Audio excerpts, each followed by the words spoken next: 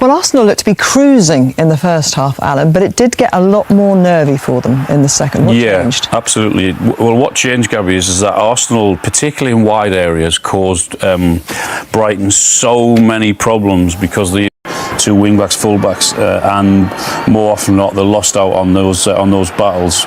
Saka was left so many times 1v1, and yes, for the first half, this was a constant. He went back, whoever was there, and they went past them, and as it caused them all sorts of problems. And they work it really, really well. And as I said, yep, they absolutely dominated Brighton and should have scored more goals, but they didn't. Similar sort of thing there. He works it to where he wants it, but the finish isn't very good. This is the goal. They force Brighton into what Arsenal want them to do, and they get the press spot on, really, really well. They work it well, and then all of a sudden, similar thing again. Dunk, not sure whether to go tight or to drop off. He doesn't really do either. And again, Saka's left 1v1, but he picks his head up this time and finds Odegaard, who's in loads of space, and finishes it off really, really well. It wasn't just down the right-hand side; it was also down the left-hand side as well with Trossard. And I mean, he must carry this ball, I don't know, 70 yards or so up the field, and puts Arsenal into a really, really good position. He gets to the byline, but that was a constant. Either side, as I said, causing them all sorts of problems. Now all of a sudden at half time, Brighton change.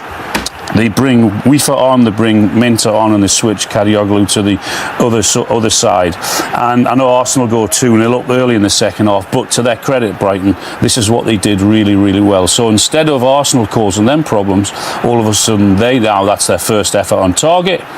And then all of a sudden they're asking questions now, and it really did get nervy for Arsenal. It shouldn't have, with the pressure they had, or they tried to put on in that first half. This is the goal here. They work it really, really well. Hit the post. Gomez is there to stick it away, and you're about to see one of, if not the save of the season. This is an unbelievable save. They work it again so well, but look, there you go. It's those two down that right-hand side again. Little give, little go in behind. Wow, that's all you can see. You can see Herzl and his reaction on the touchline. Unbelievable save that is. It really is magnificent. So what could have been an easier afternoon if Arsenal had kept that up in the first half, it turned into a really difficult afternoon, but they got the 3 points, which is the most important thing. Wayne, last week we had two goalkeepers on Match of the Day. They'd have probably spent 4 minutes analysing that and waxing lyrical. As a centre forward, give us your appraisal of that save. Yeah, I think it was a good height for the keeper. No, but in all fairness, it was absolute incredible save, and the speed he has to get across the goal, and it's moments like that which win you league titles, and David Raya has many of them moments throughout the season. Yeah. And it was endorsed by his manager Mikel Arteta. I think again the margin should have been much bigger. The amount of chances, situation we generated, only to score 2 goals. I put the game into a state that probably wasn't needed, because I think the first shot that they had is the moment that they scored the goal. But that's the Premier League as well, and we have to grind up and suffer. But I mean, we are used to it when you see the attitude of the players. And yeah, we lost Ricky, we lost Julian. Declan has to play as a fullback, and I thought he was incredible. So that's the mindset. In the end, the game lasts for 90 minutes, and we missed exactly the things we did in the first half. In the second half, we missed in the first half, and therefore, I think a set piece killed the game. Our own build-up mistake killed the game, and especially that we played without courage and without self-belief in the first half. That was not good enough, and then of course we showed a completely face in the second half with a lot of self-belief, with a lot of quality, I also think, and yeah, we had the feeling there was more in the game. Unfortunately, we weren't able to take it, but I think it's our responsibility. So Arsenal take the 3 points, but Tim, it wasn't that comfortable, was it, at times? It's been nervy. It has been nervy, and even in the Carabao Cup the other night, there's a lot of stress associated to their games at the moment. They're not putting teams away, and they are dominant at times. It's not clinical enough in their finishing. And I know from experience, and Ida would share this, sometimes stress kills you at all walks of life. I just think that in football, you need some stress-free days to take the pressure off, because the anxiety what breathes from the fans to the pitch, it will take its toll. And we're just over Christmas. Once that starts coming to March and April, to start getting on the final straight, I just worry for them. I've said from the outset, and I still maintain it, because I don't want to change my mind. I think Arsenal might have the strength in depth to win it this season, but they have worried me. You know, the Wolves game at home, they scraped over the line at Do they have the capability of seeing games out? They managed today, but they just managed. 2-0 up at home. There should be game over. 3 points in the bag. Yeah. And as Tim was saying, give the manager, give the fans a moment of relaxation. Instead, last 20 minutes were quite tense. They set themselves up great. Lovely goal by Odegaard. Obviously a bit of luck in the second goal, which is probably goes down as an own goal, but 2-0 up at home, you shouldn't be in trouble the last 20 minutes against Brighton. And they are struggling in the dying minutes of games, in recent games, where you think it's a little bit shaky. They were, I mean, another set piece. I mean, they're just the masters. The delivery is so quick. I mean, it can come off defender. Ruta there just gets his head on it, tries to clear it, and it just goes past the goalkeeper before he even sees it. The good news is there is some positives. There are players coming. Calafiori gets injured in the warm-up today, so he misses out, so that's bad news. But Gabriel come on, and Saliba played. So I think they're instrumental in them seeing it out. And they come on late on in the game, but they still had chances. And this is getting back in the game. There, you think, oh no, they're going to be there. You can just feel the anxiety breed there from the stands to the pitch. Because I'd said, you know, they finished second loads of times. Now they've done it before. Now it's the fans just. They listen to the noise, the outside noises. They're going to bottle it, and it cannot get to the dressing room, because once it gets to the dressing room, it can be crucial. I mean, it's any title-winning side though needs a decent goalkeeper, and Raya is certainly amazing. Is he not? That was just an incredible save. When we saw that live, we thought that was in. He just sticks up a big hand there and gets his fingertips over it. He'd be sore tonight, his fingers, probably dislocated a few, but it'd be worth it. Wonderful save. That was a top-class save, wasn't it? So they get the 3 points, and that's all that matters in the end. But then they do have some tough games to come, including a match against Aston Villa, and we know how well they've been doing, Ija.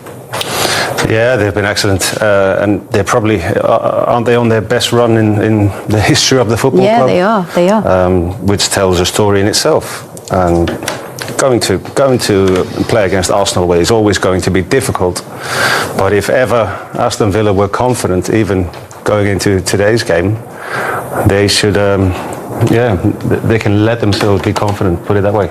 Well, they can, because they beat them, didn't they, in the last seconds of the game at Villa Park only a couple of weeks ago. So they go in there with confidence, and they've done it before. You know, derailed Arsenal's season before. Ollie Watkins, I remember him scoring late on with a lob over the top of the goalkeeper. So they're capable of doing it, and they'll go with confidence. So yeah, Arsenal got it all to do. Hi Miguel, Hello. Did you make that another 3 point finish? Very happy with the performance. Individually and collectively, so dominant. We were a big threat. So very pleased with all of that. But the margin should have been much bigger. I mean, with the amount of situations, chances, open chances that we generated through the game, it should never be 2-1. But that's the Premier League. That's the step that we have to make. I think the first shot that they had, they scored the goal, and then David has to make another save to maintain the result. So but what I like is that we're having a lot of issues. We're dealing with it in an incredible way. Yesterday we lost Jurriën, today we lose Calafiori in the warm-up. Declan has to play as a fullback, and you see the performance that he put in. So that's the spirit, and that's how much our players want it. How long can you sustain that with the amount of injuries you have? You seemingly having to dig deep every week. I don't know. At the moment we survived 6 months. So let's see, it's another 5.5 to go, so hopefully things will get better. The good news as well, for example, we got Gabi earlier than expected, which is great. The medical staff, I think they've done an incredible job, the way he pushes himself as well, and that's what we need, because we lost one, we got somebody else back, and overall I think the performance was against that really good side, very, very good. Simon? Mikel, are the injury issues uniting the group? Yes.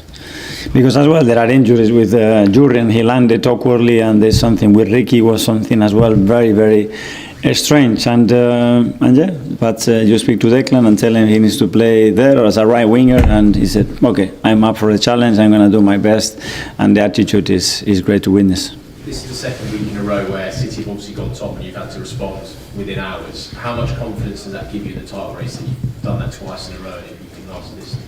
But we can only control what we do, and we are doing a lot of good things. There are things that we have to improve as well to have the margins better. We need more players back as well to have better option and maintain the team very, very fresh. And every 3 days is going to be a challenge, and we are up for it.